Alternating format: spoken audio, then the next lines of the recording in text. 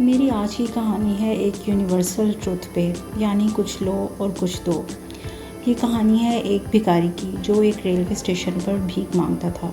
وہ railway station پر بھیک اس لیے مانگتا تھا کیونکہ وہاں پہ سواریوں کی بہت زیادہ تعداد ہوتی تھی اور اس کا یہ ماننا تھا کہ جہاں لوگ زیادہ ہوں گے وہاں اسے خیرات بھی زیادہ ملے گی۔ لیکن ریلوے اسٹیشن پر ہر بندہ اپنی اپنی فکر میں ہوتا تھا۔ کسی کی ٹرین جلدی آنے والی ہوتی تھی تو کسی کی ٹرین کو بھی ٹائم تھا، تو ہر شخص اپنے انتظار میں تھا۔ ایسے میں اس نے کیا دیکھا کہ ایک بہت ہی خوبرو اونچا لمبا نوجوان بہت ہی سوٹڈ بوٹڈ ہاتھ میں سوٹ کیس پکڑا ہوا اس کی جانب بڑھ رہا تھا۔ اس نے کہا کہ یہ تو امیر شخص لگتا ہے، یہ مجھے خیرات بھی اچھی دے گا۔ وہ اس کی جانب بڑھا اور اس نے بھیک مانگنی شروع کر دی۔ اس آدمی نے بھکاری کی طرف دیکھا اور اس کی طرف دیکھ کر پوچھا کہ میں تمہیں کیا دے سکتا ہوں؟ آخر تمہارے پاس مجھے دینے کے لیے کیا ہے؟ یہ الفاظ سن کے بھکاری نے اس کی طرف دیکھا اور بولا کہ میں تو خود ایک بھکاری ہوں اور آپ سے خیرات مانگ رہا ہوں۔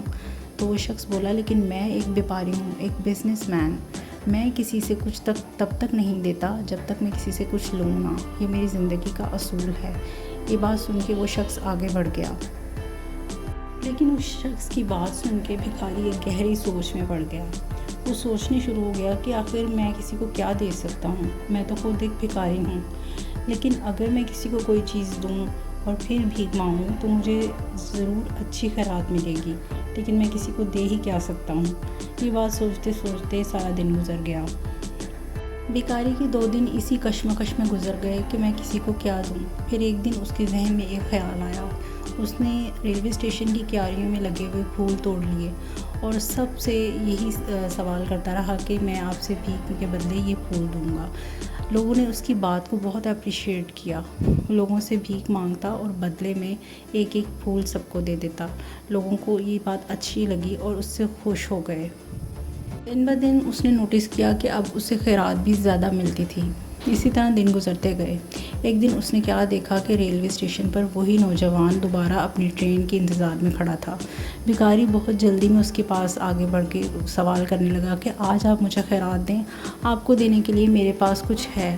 وہ شخص اس کی طرف حیرت سے دیکھ کر بولا کہ کیا دو گے مجھے؟ تو بھکاری نے اس کی طرف ایک پھول بڑھا دیا۔ وہ نوجوان بہت خوش ہوا، اس نے اس کو داد دی اور اس نے کہا کہ واہ اب تو تم میری طرح بزنس مین بن گئے ہو۔ یہ بات کہہ کے اس نے اسے چند نوٹ دیے اور اپنی ٹرین کی طرف گزر گیا۔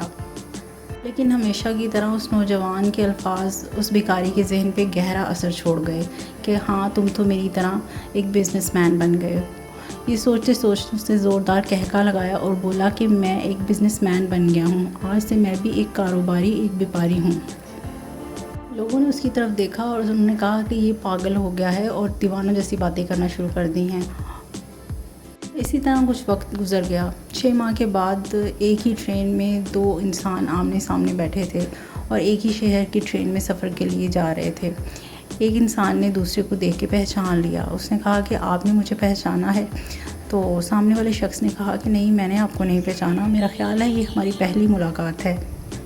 تو پہلا شخص بولا کہ نہیں، یہ ہماری تیسری ملاقات ہے۔ تو دوسرے شخص نے کہا کہ یہ کیسے ہو سکتا ہے، مجھے لگتا ہے کہ میں نے آپ کو پہلی مرتبہ دیکھا ہے۔ تو پہلا شخص بولا کہ آپ کو یاد ہے ایک ایسا بھکاری جسے آپ نے بھیک دینے سے منع کر دیا تھا؟ تو دوسرے شخص نے اس کو دیکھ کر کہا کہ ہاں تم تو وہی ہو، لیکن آج تو تم بہت اچھے کپڑوں میں ہو، تم کیا کرتے ہو؟ پہلا شخص بولا کہ آپ نے مجھے پہلی ملاقات میں بتایا تھا کہ میں کیا کر سکتا ہوں، اور دوسری ملاقات میں آپ نے مجھے بتایا تھا کہ میں کیا ہوں، میں کیا بن سکتا ہوں، اور آج میں وہی ہوں۔ میں پھولوں کا بہت بڑا بیپاری بن گیا ہوں اور اپنے پھولوں کے کاروبار کے لیے دوسرے شہر جا رہا ہوں۔ یہ بات سن کے وہ شخص بہت خوش ہوا اور اس کو ایڈمائر کیا اور اس کی تعریف کی اور اسے بتایا کہ دیکھو زندگی میں ہم صرف اپنے مائنڈ کو سیٹ کرنے کی بات ہوتی ہے کہ ہم کیا کریں، کیا بنیں، اس کے بعد اس پہ محنت ہوتی ہے۔ یعنی پہلی چیز ہے وہ ارادہ جو ہم کرنے کا ٹھان لیتے ہیں کہ ہم نے یہ کرنا ہے، اور محنت تو پھر بعد میں آتی ہے۔